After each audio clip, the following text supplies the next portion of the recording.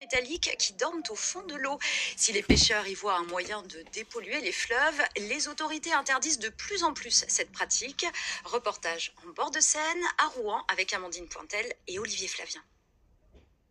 Une corde en guise de canne à pêche, un hameçon un peu inattendu. Chaque semaine, ces deux amis se retrouvent sur les quais de Seine pour une activité très tendance, la pêche à l'aimant. On lance l'aimant dans les canals, dans les rivières. On peut récupérer des capsules, tout ce qui est en ferraille, etc. pour dépolluer.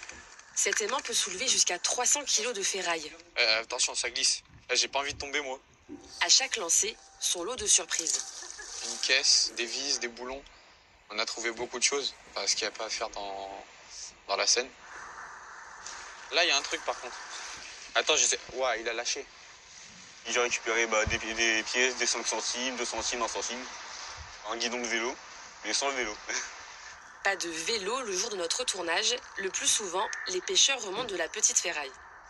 J'ai un clé BTR, mais bon, je suis pas sûr. Mais vu comment c'est rouillé, on peut pas savoir.